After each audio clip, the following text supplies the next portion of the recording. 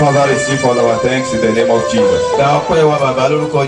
Every sin in our life that will not allow each of us to be part of the benefits and the miracles that God will wrought on this mountain this midnight.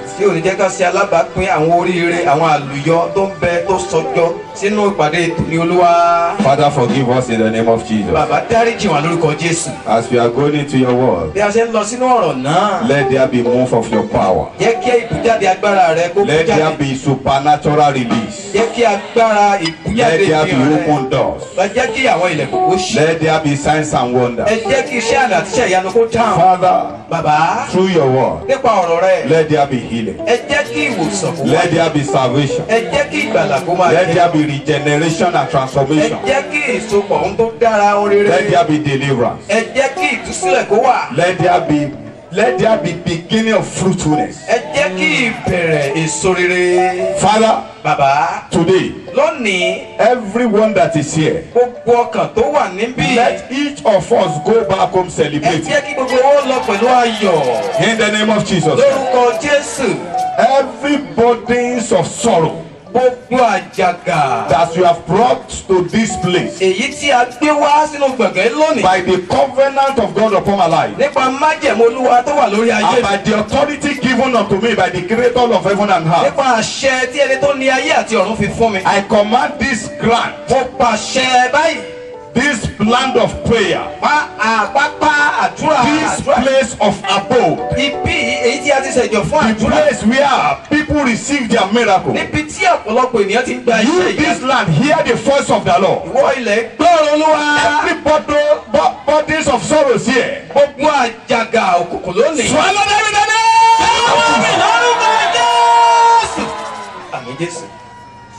Thank you, Jesus. I can see the release of your power. And I can see the move of the host of heaven here now. Thank you, Jesus. You are the mighty God, the great fire. Hallelujah. Oh, yes, sir. Hallelujah. You are the mighty God, the great I am. Oh, hallelujah, hallelujah. Iwola lágbára, hallelujah.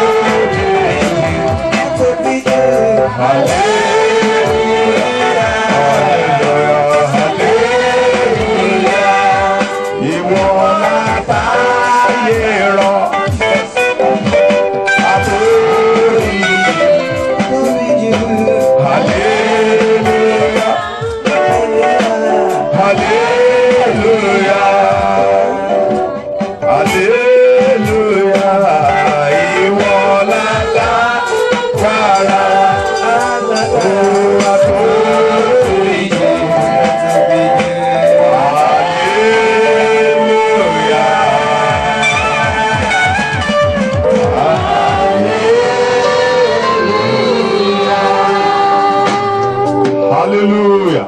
Hallelujah. In Jesus' name we have prayed. Every one of you that you are looking at me from distance, hear the voice of the Lord. Everything whatsoever, be spiritual or physical,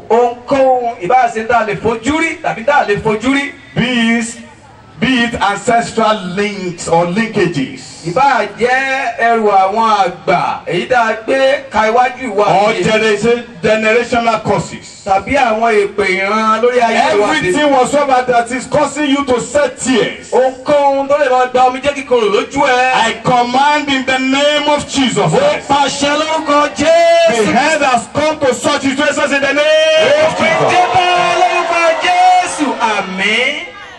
Wherever you may be watching me. Níbikíbi tí o lè wà láti tó ti ń wò mí lọ́wọ́ báyìí. Because everything I'm doing is for His glory. Lórí ohun gbogbo tí mò ń ṣe, ó jẹ́ fún ògo Ọlọ́run. The people that gather here, God brought them. Àwọn tó wá síbí, Ọlọ́run ti kára rẹ̀ ló mú wọn wá. So therefore, I cannot use this as an opportunity to turn into venture. Mi ò wá lè máa dá lo eléyìí gẹ́gẹ́ bí àǹfààní láti kọ́ But I want each of you to go back home and proclaim the goodness of the Lord. Mo fẹ́ kí gbogbo ọkàn kó padà lọ sílé láti lọ máa kéde dídára Olúwa. The one who keeps his covenant with me. Ẹni náà tó pa májẹ̀mú rẹ̀ mọ́ pẹ̀lú mi. Today. Títí di ọjọ́ òní. Which will continue to do so. Yóò tẹ̀síwájú láti máa ṣe bẹ́ẹ̀. I command today. Mo pàṣẹ lónìí. Every garment of sorrow. Mo fún aṣọ òfò lára rẹ̀. Lọ́ra rẹ̀. I command it to catch fire. Inú sọ̀rọ̀ àmín. In the name of Jésù. Àmín. What I'm saying here today, God is my witness. Ohun tí mò ń sọ lónìí, Ọlọ́run lẹ́lẹ́rìí mi. Because He's a faithful God. Ó jẹ́ Ọlọ́run olótìtọ́ àti olódodo. When I was in the presence of the Lord. Nígbà tí n bá wà níwájú Ẹlẹ́dàá. When I was in the presence of the Lord yesterday. Nígbà tí mo wà níwájú Adẹ́dàá lánàá. At the verb of the 3rd hours of my standing before Him. Sir. 3rd hour. Wákàtí mẹ́ta. I saw the fire. Mo rí iná ńlá kan. Coming down. Ó sọ̀kalẹ̀. I saw it live. Mo rí ní destroy some things. Mo rí bẹ́ẹ̀. That can be likened unto debris. A lè fi wé àwọn ìdọ̀tí. I command that fire and I want to practicalize what I've said. Mo fẹ́ kó fi sí iṣẹ́ lọ́wọ́ tí mo sọ lọ́wọ́ báyìí. Everything in you. Ọgọ́rùn-ún tá a fi sínú ayé rẹ̀. Causing unhappiness. Tó ń fa ìbànújẹ́ wọnú ayé rẹ̀. Causing sorrow. Tó ń fa ìkorò wọnú ayé rẹ̀. Causing poverty. Tó ń kọ àìní wọnú ayé rẹ̀. Causing delay of miracle. Tó ń fa àìrí ọ̀dọ́. To catch fire. No more delay. Sí ìdádúró mọ́. No more failure. Sí ìkùnà mọ́. In the name of Jésù. Ìwọ tó wà ń bẹ̀ yẹn. You that is there. Ikú kọ́ ni ọ̀nà àbáyọ. Death is not the way out. You have decided that If the things do not change for better. o ti pinnu lọ́kàn ara rẹ wípé tí kò bá sí ọ̀nà àbáyọ tàbí tí nǹkan ò bá rí kó yẹ kó rí. You want to kill yourself. O fẹ́ lọ pa ara rẹ. The one that turned my life situation around. Ẹni náà tó yí ayé mi padà. Ask me to tell you. Ó sọ fún mi pé kí n sọ fún ọ pé. Your miracle is near. Don't kill yourself. Ìyanu rẹ ti wà nítòsí, má para rẹ. Don't die before your miracle. Má kú ṣáájú ìyanu rẹ. I know you are coming back next year. Mo mọ̀ yí pé òun padà bọ̀ ní ọdún tó ń bọ̀. That you are the one that God is ministering to. Pé ìwọ ni ẹni náà tí ọ̀run bá sọ̀rọ̀. Everything that is making you to think that death is an alternative. Òun náà nǹkan tó lè máa sọ fún ọ wípé ikú lọ́nà àbáyọ. I command such a things now. Mo pàṣẹ fún irú òun náà. In the name of Jesus Christ. Ní orúkọ Jésù Kristi. The name above all other names. Orúkọ tó ju gbogbo orúkọ I lọ. command such a to fall off your body in the name. Lórúkọ Jésù. I command such a thing to depart from you in the name. Ó fi ayé rẹ sílẹ̀ lórúkọ Jésù. Àmín. It is settled. Ó ti rí bẹ́ẹ̀. Interpreting for me today is a miracle. Bẹ́ẹ̀ni, torí pé tí mo dún bí alààyè ọkàn ni mo jẹ́, mi ò kì í sí o. Ó yé mi, ó dẹ̀ yé àwọn náà. This God is great. Yes. I want you to move around, sir. Yes.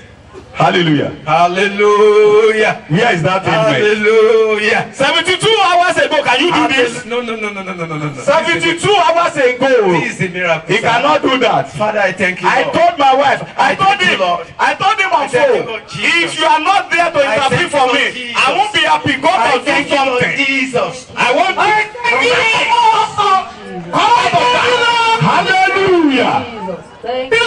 the Lord. Thank you. Mama Olukunle, are you there? Thank you. Mama Olukunle. Thank you, Jesus. Thank you, Lord. 72 hours ago, can your husband do this? Hallelujah. Hallelujah. Hallelujah. Hallelujah. He was about to die. Hallelujah.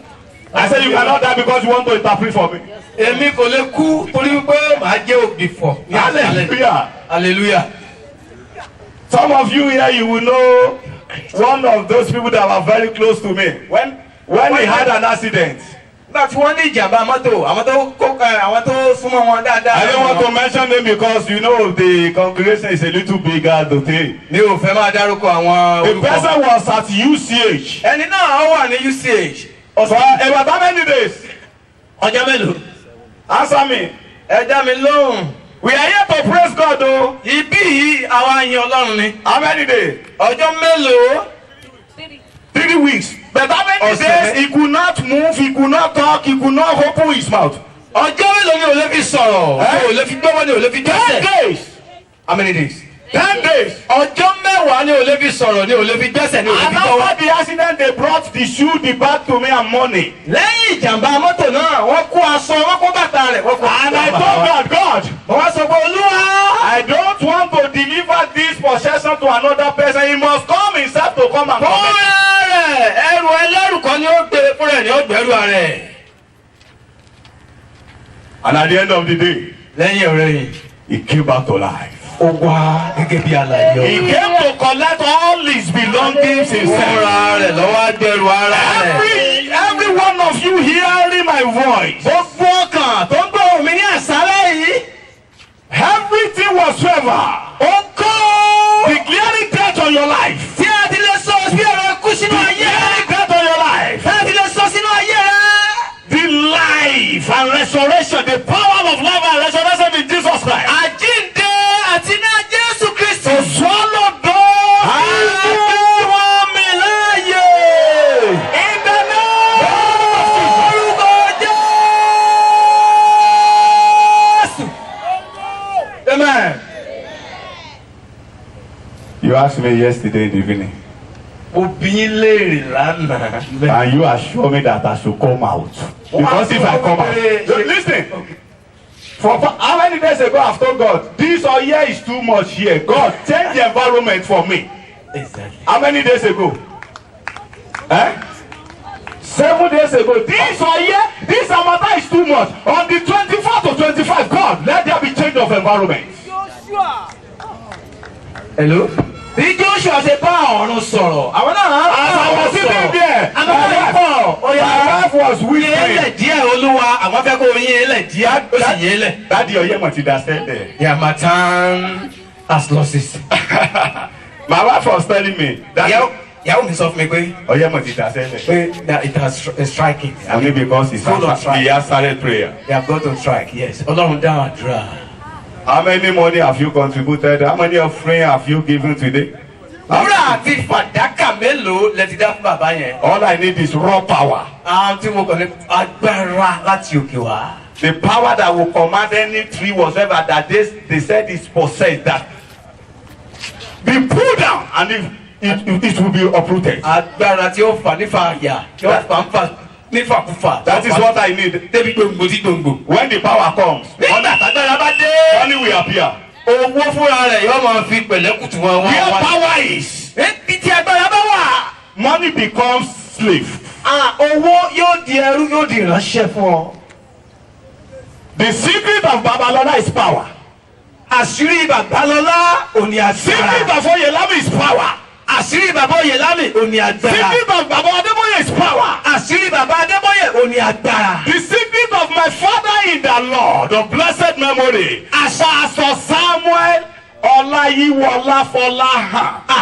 Àṣírí bàbá mi nínú Olúwa Pastor Samuel Ọláyíwọlá Fọláhàn. His power. Ó ní agbára. If you don't know what to cry for, Tó bá mọ tó yẹ kó máa sunkún lé lórí. cry for power. A sunkún fún agbára. Power of God. Agbára Ọlọ́run. That nobody will be able to harass or embarrass you. Ẹnikẹ́ni ò lè yẹ̀yẹ́ tí ò ní wọ́n lẹ̀. But let's iron out some things before we go into prayer. Ká tó lọ sínú àdúrà ẹ jẹ́ á yanjú àwọn kankan náà. Because if that one is not settled, Eléyìí tá a bá ti rí yanjú. everything we are doing here, Gbogbo tá a kàn ṣe níbí. because there are some people, Àwọn kan wà. it will just turn to ordinary play. Wọ́n kàn sọ gbogbo ìdí eré ni. Because sin cannot allow you to benefit from the goodness that is embedded in today's program. Ẹ̀ṣẹ̀ kò ní gbà ẹ́ láàyè láti jẹ mùkúntàn. Ohun gbogbo ètò tọ́lọ́run ti pété rẹ̀ pé ọ̀rọ̀ rẹ̀ lẹ̀ fún ọ lórí ẹ̀ṣẹ̀ ni ó lè dènà rẹ̀. If you can discipline yourself not to doze or sleep, Tó o bá lè ṣe ara ẹ láti mọ́ mọ́ tó gbé tàbí láti máa sọrun yà. before March of next year, Kó tó di oṣù kẹta ní ọdún tí ń bọ̀ táwọn wo lọ́ọ̀kan yìí. you will be celebrated. A ó bá ọ yọ̀, a ó bá mi yọ̀, àmín. Ọkọ̀ ojú omi pọ̀ létí òkun. A lot of ship or boats at the seaside. Bẹ̀ẹ̀ tó wu Jésù láti wọnú ti Pétérù. But the favorite one, the one that belonged to Peter, Christ was interested. If God will favour just a single soul, Tí Ọlọ́run tó bá lè sojú rere fún ọkàn kan. if God will favour just a single soul in our midst, Tó fi ojú rere hàn Who is the ọkàn person? láàrin wa ta lẹ́nu náà. Èmi lẹ́nu náà. hallelujah. Hallelujah. Let's go to the book of Isaiah, Ẹ jẹ́ ká lọ sínú ìwé wòlíì Àìsáyà. chapter 51. Orí kọkànléníàádọ́ta. If you sleep now, Ẹ pé olóorun bíi Jónà ní ọ́ báyìí. you need deliverance. O nílò ìtúsílẹ̀. I will send somebody down to your place there to come and lay hands on you. Màá rán ẹnìkan sọ́dọ̀ rẹ láti wá gbé ọwọ́ lé ẹ lórí. We want to read from verse 10 to somebody will read in English and another person will read in Yoruba. Ẹnìkan kó ka ní èdè Gẹ̀ẹ́sì, ẹnìkan kó ka ní èdè Yorùbá. We want to quickly iron out some things before I come back to pray. Listen to me. Ẹgbọ́n mi. Between now and the second time I will be mounting this podium, Láàárín ìsinyìí àti alẹ́ ìgbà kejì tí màá tó gorí pẹpẹ yìí. you can write whatsoever you want God to do for you down. Ohun tó o bá fẹ́ kí ọ̀run kọ́lọ́run kó ṣe fún ẹ kọ sílẹ̀. And by the time I'm coming out for the second time, Ìgbà tí bàbá máa padà lẹ́lẹ́kejì. there will be floods of miracles. Wàá rí àwọn àgbàrá iṣẹ́ ìyanu. In the name of Jesus Christ. Ní orúkọ Jésù Kristi. Let's go. Ẹ jẹ́ ká lọ. Thou not eat with hard dry the sea, the water of the great deep, that had made the depths of the sea a way for the ransom to pass over. Therefore the redeemed of the Lord shall return, and come with singing unto Zion. And the redeemed of the Lord shall return, shall return and come with singing and come with singing unto Zion. Wọ́n padà, àwọn ẹni ìràpadà, wọ́n padà pẹ̀lú orin. I know you are coming with singing Pẹ̀lú orin. to celebrate Láti ṣàjọyọ̀. the God Ọlọ́run that never fails. tí kì í kùnà. Ìwọ kò wá gbọ́ bẹ́ẹ̀ òkun omi ibú ńlá wọn ni Ìwọ kò wá gbẹ. tí ó ti sọ That is Yoruba Ìlọrin. Hallelujah. Hallelujah. Continue. tí ó ti sọ ibú òkun di ọ̀nà fún àwọn ẹni rà padà. Can you see? Ṣé rí?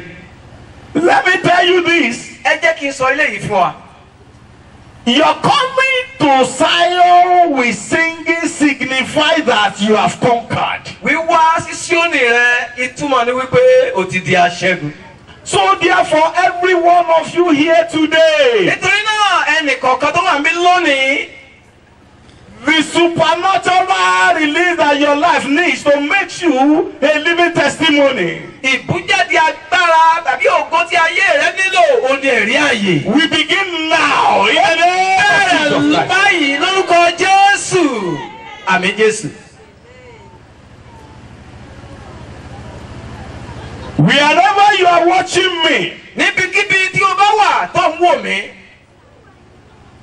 all I'm saying is that having opportunity to see me on your screen. Ohun tí mo sọ ni wípé tó o bá ní àǹfààní láti máa wò mí lórí móhùnmáwòrán rẹ. By mere seeing me, láti dá pé o ti ẹ̀ rí mi. I know the presence of God will saturate wherever you are and gives you your desired miracle in the name of Jesus. Olùwàrè yóò wá bá ọ yóò sì fún ọ ní iṣẹ́ àmì àti iṣẹ́ ìyanu rẹ lórúkọ Jésù.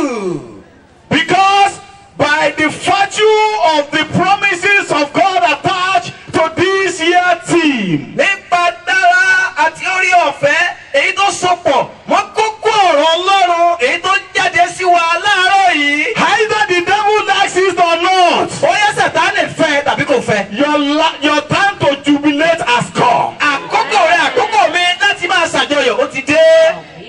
Àmín Jésù.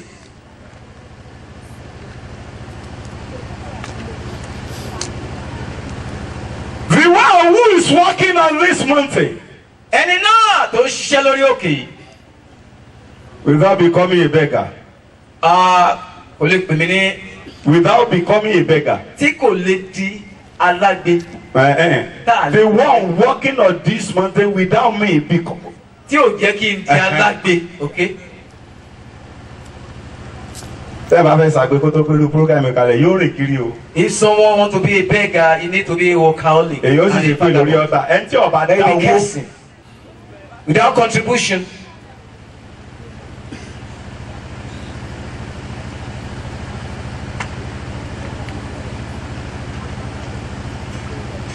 Ohun tó wú síbi kọ̀rọ̀ kan lára rẹ. That thing that swells on the part of your body. Before you leave this place, Kó tó kúrò nínú gbọ̀ngàn yìí. such thing will completely melt away. Òun náà ó máa pòórá pátápátá lórúkọ Jésù. Àmín. Whenever he speaks, I always happy. Nígbà tí mo bá sọ̀rọ̀, inú mi máa ń dùn. Whenever he speaks, Nígbà tó bá sọ̀rọ̀, inú mi máa ń dùn. because he never lie. Torí wípé kì í parọ́. Whatsoever he will not do, he will not say it. Ohun tí ò ní ṣe kò ní sọ ọ̀ jáde.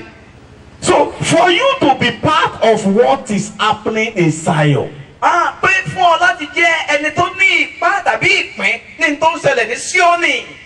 something must be done. Ohun kan ó gbọ́dọ̀ di ti ṣe. Let's go to the book of Obadiah. Ẹ jẹ́ ká lọ sínú ìwé Ọbadáyà, wòlíì Ọbadáyà. Because whenever you are mentioning Zion, Bàtà bá ń sọ̀rọ̀ nípa Síónì. every good thing in life Ohun rere gbogbo nínú ayé available in Zion. ó wà ní Síónì. But before you can be part of what is happening in Zion, Kó tó di wípé ó jẹ́ alábàápín pẹ̀lú àwọn ohun rere mọ̀kútùn tó wà ní Síónì. there are some things that needs to be done in your life. Àwọn nǹkan kan wà tó ní láti ṣe nínú ayé rẹ. In Obadiah chapter 1, Nínú ìwé wòlíì Ọbadáyà orí kìíní. verse 17. Ẹsẹ̀ ìkẹtàdínlógún. But upon Mount Zion But upon Mount Zion, shall be deliverance, 1, and there shall be holiness, 2. and the house of Jacob shall possess the Nations, you need to live holy. Kó tó lè ní ohun ìní tàbí ohun tó nílò ọgbọ́dọ̀ gbé ìgbé ayé wà So ní. from that particular verse of the Bible, Níbi ibi tá a dárúkọ nínú Bíbélì náà. part of testimony, Kó tó lè jẹ́ alábàápín nínú ẹ̀rí náà. the first miracle that must happen in your life is deliverance from the power of sin. Iṣẹ́ ìyanu àkọ́kọ́ tí ó buyọ nínú ayé rẹ onídàgbà ọ̀pọ̀ lọ́wọ́ ìgbèkùn ẹ̀ṣẹ̀. Because he said, upon Mount Zion there shall be deliverance. Ó wí pé lórí òkè Síónì ìtúsílẹ̀ yóò wáyé. And there shall be holiness. Àti wí pé ìwà mímọ́ yóò sì jẹyọ. After that, Lẹ́yìn eléyìí, you will be able to possess your possession. ọ wà á ní ogún ìbí rẹ ohun tó ń fẹ́ gan.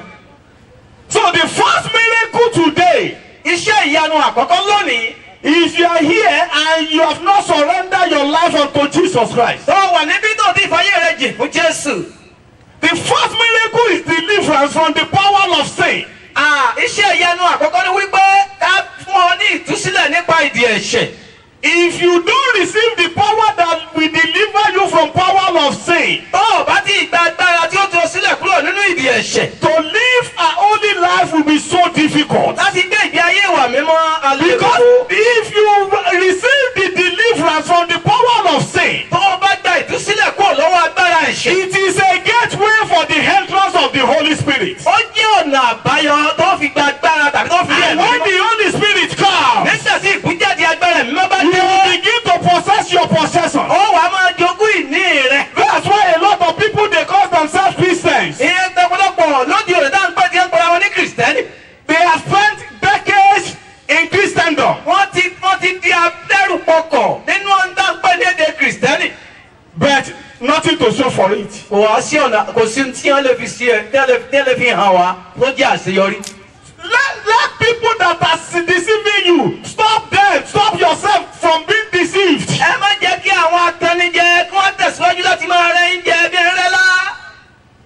They will be praying for you amidst of sin, wọ́n á máa gbàdúrà fún yín nínú ọ̀pọ̀lọpọ̀ ẹ̀ṣẹ̀. and they will be telling you it's well. wọ́n á sì máa sọ fún yín pé It's a lie. irọ́ ni It's not well. kò dáa. Any life without Christ is full of crises. gbogbo tó bá jọ mọ́ irọ́ pupa. Everything. Every life without Christ, Jesus Christ, ayé tí ò bá ní Kristi will be full of crises. á fún fún ọ̀pọ̀lọpọ̀ làlúrí gbogbo àjálù. If you are at the community grammar school on Wednesday, ní Wednesday community grammar school ẹ bá wà mẹ́.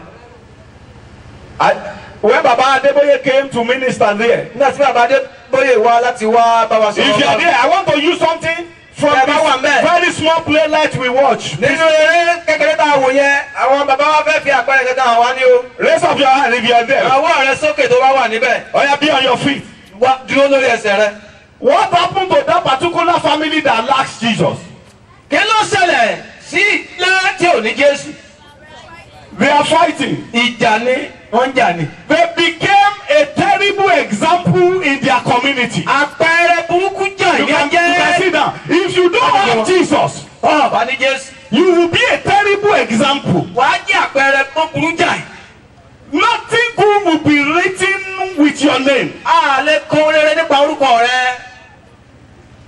A lot of people in sin, they will be seeing money. Devil does not disallow you from getting money. You will be getting money, but nothing to show for it. àwọn tó wà nínú ẹ̀ṣẹ̀ ọ máa lépa owó Sátánì kò ní disturb wọn láti má ní owó torí pé wọ́n ní owó nínú ẹ̀ṣẹ̀. But there won't be anything to show for such ṣùgbọ́n kò blessing. sí àfihàn tàbí ohun àṣeyọrí kan tí a lè fi hàn gbogbo ènìyàn. But the problem we are having today wàhálà tá a ní lónìí in Christendom, nínú kìrìsìtẹ́nì a lot of people believe so much in reading the Bible ọ̀pọ̀lọpọ̀ ló ní ìgbẹ́kẹ̀lé nínú bíbélì kíkà. that they focus on promises instead of conditions. àfojúsùn wọn òun ní ọ̀pọ̀lọpọ̀ àwọn ìlérí àti àwọn gbogbo tí wọ́n ń retí. They will forget about conditions. wọ́n ti gbàgbé gbogbo àwọn nǹkan tó ní í ṣe pẹ̀lú ẹ̀. They will focus on promises. àwọn ìlérí ni wọ́n rànjú mọ́. When if you go to the book of Deuteronomy chapter 28, tẹ́ ẹ bá lọ sínú ìwé Deuteronomy orí kejìdínlọ́gbọ̀n. if you will be diligently, tẹ́ ẹ bá lè fi tara balẹ̀ tẹ́ ẹ fi wá. diligently seek God, diligently obey Him completely, tẹ́ ẹ fi bá ara live a balẹ̀. complete obedient life. gbogbo tá à ń pè ní ìgbọràn pátápátá nínú ayé ènìyàn. That is the condition. pẹ̀lú àwọn nǹkan tá a fi dáadáa ní láti gbé síwájú rẹ̀. There are a lot of people, sọ́dọ̀ ọ̀pọ̀lọpọ̀ ènìyàn. they will focus on blessings ó ṣàrànjú mọ́ ìbùkún ni. without studying and be concentrated and be focused on the condition that will bring about the blessing. tí wọn ò ní wọ́n máa wọ àwọn nǹkan tá a gbé síwájú wọn tí ó fi jẹ́ pé kí wọ́n tó lè dẹ́ni ìbùkún pé àwọn nǹkan tó yẹ kí wọ́n ṣe. If you are coming with singing unto Zion by this time of next week, tí o bá ń bọ̀ pẹ̀lú orin sí Síónì ọ̀sẹ̀ tí ń bọ̀ pẹ̀lú ilé. just as from today, láti òní lọ. wherever you hear echoes of mercy, níbikíbi tó bá ti ń gbọ́ ìró àánú. wherever you will hear Ilianu, Isukuru, the echo of mercy is àtùkùrú. you will begin to burst into singing in the name of a bẹ̀rẹ̀ sí Jesus. máa kọ orin sí Olúwa lórúkọ Jésù. But for you to be part of the happening, tó bá jẹ́ pé ní tí ń ṣẹlẹ̀ bẹ́ẹ̀ tí ń lọ tó bá fẹ́ jẹ́ alábàá.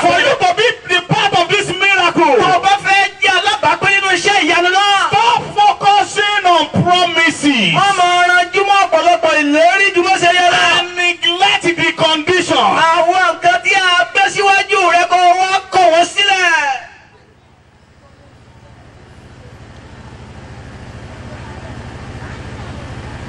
The voice of the Lord, Ohùn Olúwa through the prophet, nípa àwọn wòlíì came unto that widow of Zarephath. ó jáde sí opó Sáréfátì. Do my home first. Tèmi ni kò kọ́kọ́ ṣe. Condition for her blessing. Ó jẹ́ àwọn nǹkan tá a gbé síwájú ẹ̀ fún ìbùkún. If he neglected that condition, Tó bá lè fojú fo àwọn nǹkan tá a gbé síwájú rẹ̀ tó yẹ kó ṣe tí ò he ṣe will have missed it in life. for life kò ní rí i mọ́. The voice of the Lord came unto Naaman Ohùn Ọlọ́run ó wá sọ́dọ̀ Némà through his prophet nípa wòlíì rẹ̀. that go to River Jordan and dip yourself into that water 7 times. Lọ sínú odò Jọ́dánì sì tí ara rẹ̀ bọ̀ fún ìgbà 7.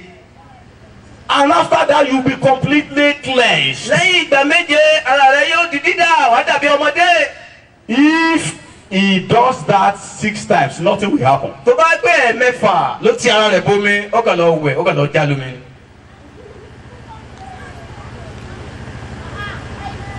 Condition for you to possess your possessions. Àwọn nǹkan tó ní láti ṣe kó tó di pé o lè rí nǹkan náà àwọn nǹkan náà jogún. As a result of the power of God that will come upon you in the Messiah you are today. Nípa agbára Ọlọ́run tí a fi fún ọ torí pé o wá sí orí òkè Síónì lónìí. Is this Àwọn nílé yìí. holiness? Àkọ́kọ́ ìwà mímọ́. A lot of people have missed their testimony as a result of neglecting the conditions. Ọ̀pọ̀lọpọ̀ ni wọ́n ti sọ ẹ̀rí wọn nù nítorí pé àwọn nǹkan tó yẹ kí wọ́n ṣe wọn ò ṣe.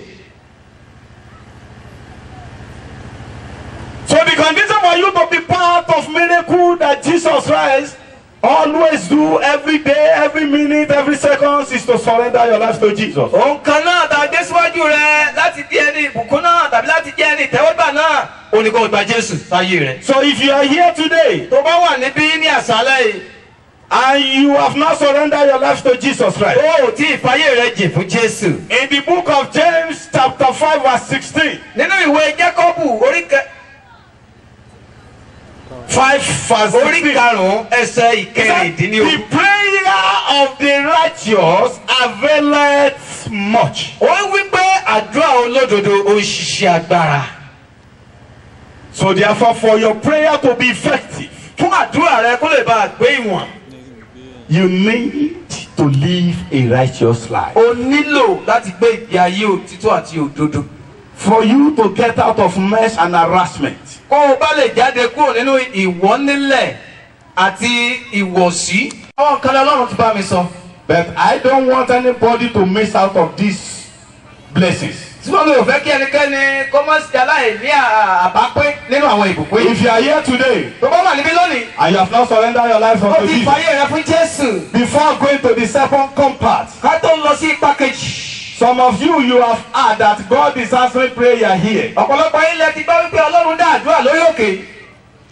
But before we go into that aspect, Ká tó lọ sí ìpele yẹn. let's settle with God. Ẹ jẹ́ ká kọ́kọ́ yanjú rẹ̀ pẹ̀lú Ọlọ́run náà. If you are here, you have not surrendered your life Ó wà to níbí Jesus. yìí ò tí fàyè rẹ jìn fún Jésù. I want you to come out now. Mo fẹ́ kó o jáde báyìí. Let's settle that. Ẹ jẹ́ ká kọ́kọ́ yanjú eléyìí náà. Don't look as your neighbor, don't look as your friend. Má máa wọ ọ̀rẹ́ rẹ tàbí àwọn aládùúgbò rẹ. If your life begin to shine, Tàbí pé ayé rẹ tàbí pé yóò bẹ̀rẹ̀ sí máa tàn. those people Àwọn ènìyàn bẹ́ẹ̀. will celebrate you. Àwọn náà wọ́n ṣàjọyọ̀ rẹ̀. So if you are here today Tó bá wà níbí lónìí. and you want to surrender your life to Jesus, Ó fẹ́ fi ayé rẹ fún Kristi I want Jésù. you to come out. Mo fẹ́ kó o jáde wá. Jason Yorùbá fúnra mi. Tó bá wà bí tó fẹ́ fà yẹ fún Jésù máa You want bọ̀. to give your life to Jesus today. Today is Saturday. Òní jẹ́ ọjọ́ Saturday. Don't make a mistake that somebody made 2 weeks ago. Máa ṣe àṣìṣe tí ẹnìkan ṣe ní bí ọ̀sẹ̀ bíi méjì sẹ́yìn. Níjẹ́ ìdógún mo minister níbẹ̀ yẹn. I was ministering last week As a ceremony ráńpẹ́ kan. We observe just a ceremony. Mo wá ń sọ pé ẹ̀yin kan wà níbí. I was saying that there are a set of people here. Àdúrà yín kó tó lè gbà oògùn tẹ nílé ẹ kò jáde. Your supplication before it could be answered, you have to do away with your chance.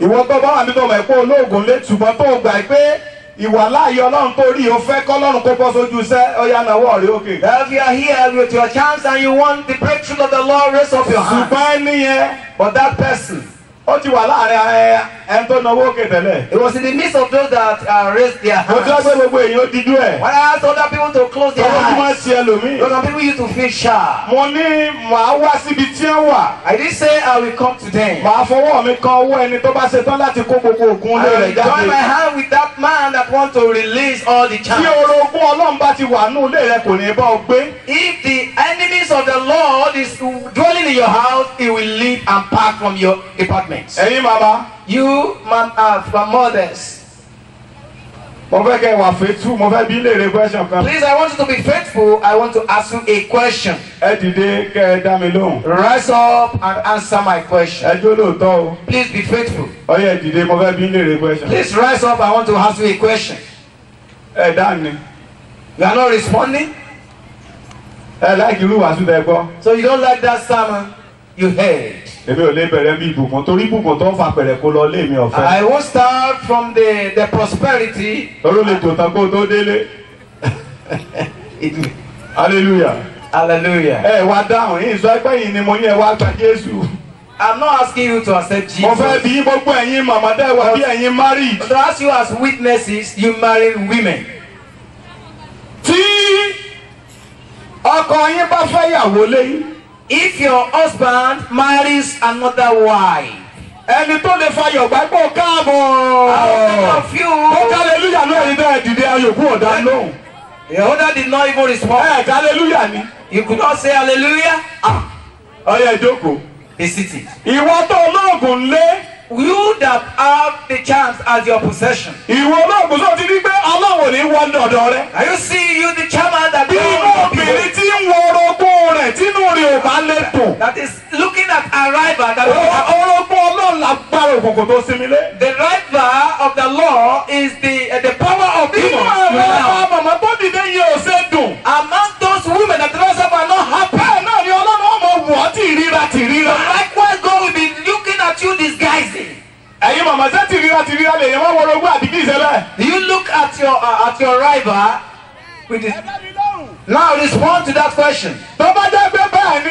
If that is so, Gbogbo orogún Ọlọ́run nínú orí ilé rẹ gbọ́dọ̀ jáde. every rival of the Lord your Lord need to be Gbogbo pushed tọ́lọ́run ò out. fẹ́ nínú ayé rẹ gbọ́dọ̀ Anything jáde. that God does not want in your house, you need to be pushed out. So if you want to come out, Tó bá fẹ́ jáde wá, let everybody be on his feet ẹ now. jẹ́ kí gbogbo ènìyàn kó wà lórí ẹsẹ̀ wọn báyìí.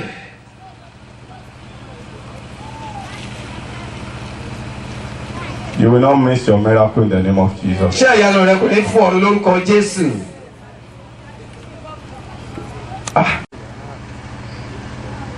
Simple obedience.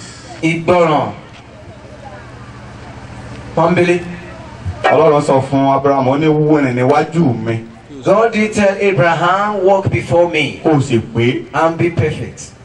n kò sì ṣe bẹ́ẹ̀. And when he obeyed, He considered the conditions ohun tí Ọlọ́run sọ fún òun ló ronú lé lórí ló ṣiṣẹ́ lé lórí. and the promises becomes his portion. Àwọn ìlérí ó sì jẹ́ ìpín rẹ̀.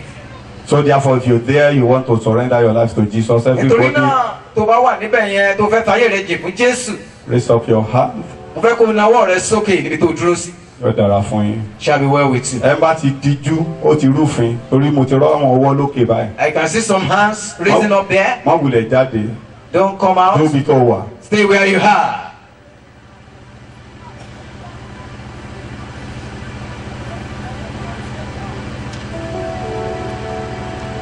Sọ tẹ̀lé mi.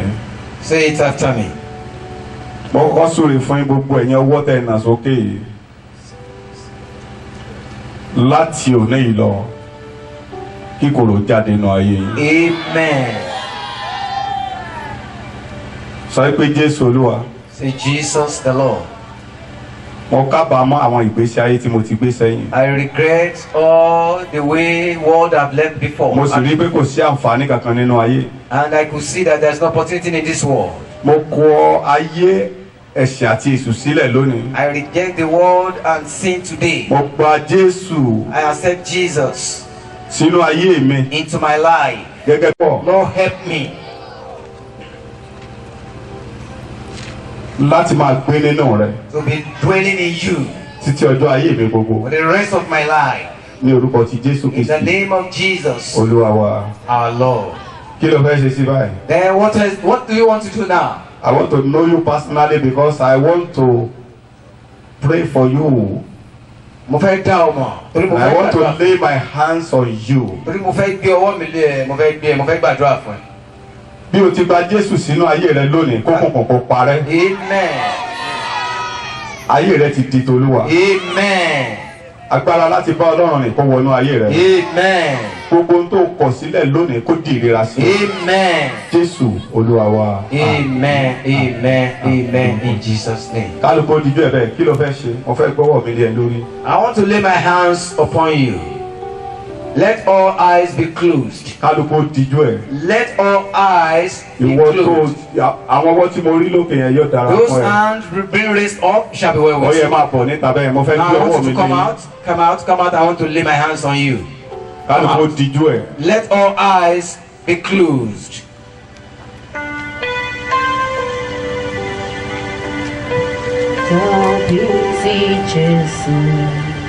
Kálukó dijú ẹ̀. Let all eyes be closed. tó dàbí ti Thank you, bàbá. Ó ṣé Jésù. Agbára kò ságbára. Mo gbé ọwọ́ mi lé yín lórí lónìí. Dàbí ti Jésù. Gbogbo ìdè nínú ayé yín kó já. Agbára. Mo gbé ọwọ́ mi lé yín lónìí. Gbogbo ìdè nínú ayé yín kó já. Mo gbé ọwọ́ mi lé yín lónìí. Gbogbo ìdè ayé yín kó já. Mo gbé ọwọ́ mi lé yín lónìí. Gbogbo ìdè ayé yín kó já. Mo gbé ọwọ́ mi lé yín lórí lónìí. Gbogbo ìdè ayé yín kó já. Mo gbé ọwọ́ mi lé yín lónìí. Gbogbo ìdè ayé yín kó já. Mo gbé ọwọ́ mi lé yín lórí lónìí. Gbogbo ìdè ayé yín kó já. Mo gbé ọwọ́ mi lé yín lórí lónìí. Gbogbo ìdè ayé yín kó já. Agbára láti sin Ọlọ́run lórúkọ Jésù kó wọ inú ayé yín. Ẹni tí bá ti fọwọ́ kàn kó máa lọ. Agbára Ọlọ́run ìmọ̀ kó já ìdè ayé yín.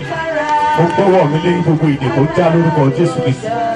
Gbogbo ìdè kó já lórúkọ Jésù Kristi.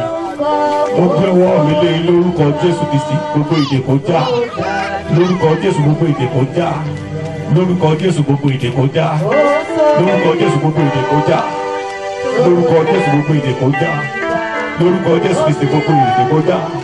Kò sórúkọ tó dàbí ti Jésù. Gbogbo yín pátápátá. Orúkọ. All of you. Gbogbo yín pátápátá. All of you. Gbọ́ ilé yìí. Listen to this. Mo fẹ́ kí ẹ máa lọ sílé ìjọsìn. Ní ìsọ pé dandan ni ẹ wá bí yìí o. I'm not making it compulsory for you to be attending this church. Ṣùgbọ́n mo fẹ́ kẹ́ ẹ make up mind yẹn bá wù láti máa wá bí máa wá. If it pleases you, you can be attending this Èèyàn church. ò lè bá Ọlọ́run rìn You cannot walk with láì jẹ́ God pé ó wà ní ìpéjọpọ̀ ara. without being the gathering of the saints. Ẹ make up mind yín Just make up your mind láti súnmọ́ Ọlọ́run. to be getting closer unto the Bí ẹ Lord. ti jáde yẹn, As you have come out, ìgbésẹ̀ ni. this is the step. Ọlọ́run tó yọ mí God that has delivered me nínú ọ̀fìn from the tó junction, ṣe ayé mi lógo. that have glorified my life. Èmi tí mo ti pamọ́ mi lẹ́kún. I that have made the life so difficult for my mom. Nígbà tí n bá ti mọ̀mú kú mu yó. When I've got drunk, Tí mo ń ru lẹ́nu bí ẹran tó jẹ lẹ́tẹ̀. Tí màmí ọmọ sọ pé bò mú ni ó jẹun ọmọ mọ́ wọ̀rí kú olùjọ́ ọ̀nà jẹun kọjá. I have troubled my mom so much and make her to weep. Tí Ọlọ́run bá lè tún ìtàn ayé mi kọ. If God could rewrite the story of my Gbogbo ẹ̀yin life, tí ẹ fi ẹsẹ̀ yín tẹ orí pẹpẹ every ìlónìí. of you that have raised this podium, Bí ẹ ti ń sin Ọlọ́run báyìí. you are serving God today. Ìrànlọ́wọ́ tó jọjọ́ orí yín lọ kó wọlé tọ̀ The yẹn. prop that is beyond our post your Jésù knowledge. Olúwa wa. In the name of the Lord Jesus. Amen. Àmín lórúkọ Jésù. Gbogbo àwọn èèyàn tí wọ́n ti gbọ́ ọ̀rọ̀ yìí. Every soul that have listened to this word, Kí ọ̀rọ̀ yìí kó so èso rere. let this word be fruitful.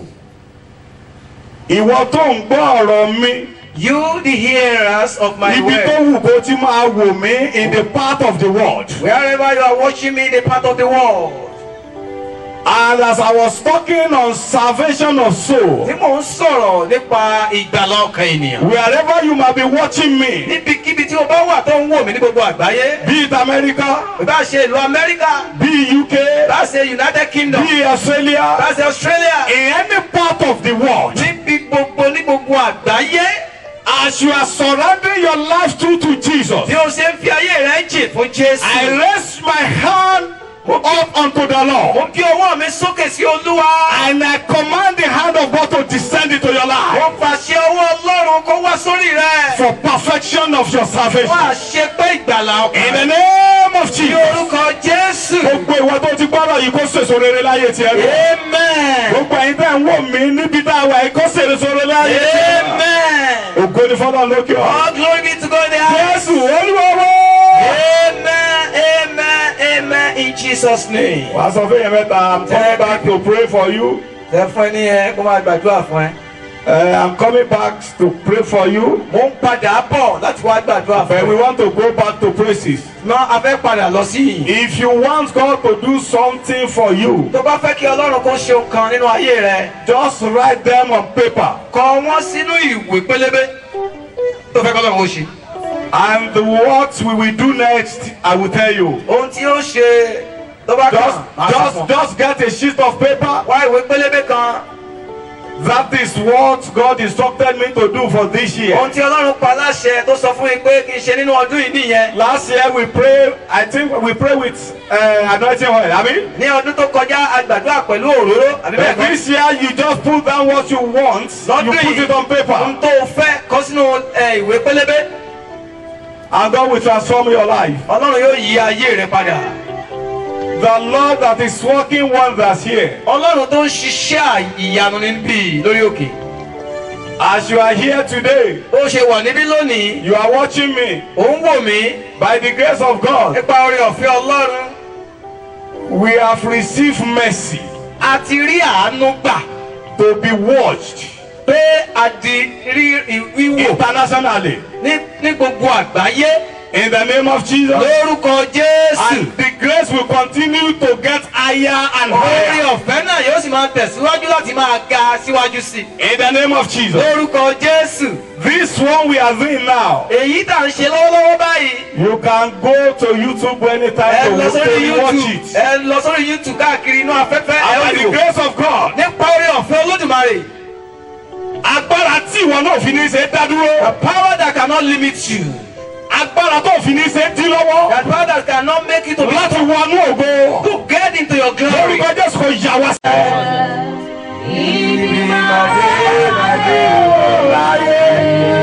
Àmín. Amen. Gbogbo èyí tẹ jáde yẹn. Those of you that come out the other time, I'm so practical. I believe in God so much. mo ní ìgbàgbọ́ nínú Ọlọ́run nípa tí a lè fojú rí gan.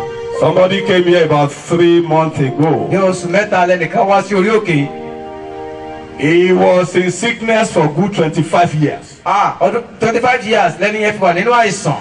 That thing will be moving from the feet to the head. Ohun tí ń ṣe ti ń dààmú ẹ̀ láti bí ẹsẹ̀ títí bí ọpọlọ ni.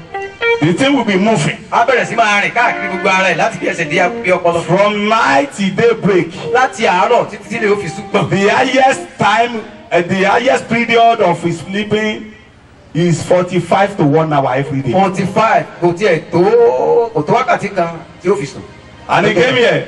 Ó wá sórí òkè. I said, Ó wá sọ fún pé before I can pray for you and you will be delivered, kí n tó lè gbàdúrà fún ọ kó tó gba ìtúsílẹ̀. everything in your home Ohun gbogbo àwọn ẹrù jẹ̀gbọ̀n tó ń bẹ nínú ilé rẹ that is of the devil, tó jẹ́ ti Sàtánì go and pack it and come back.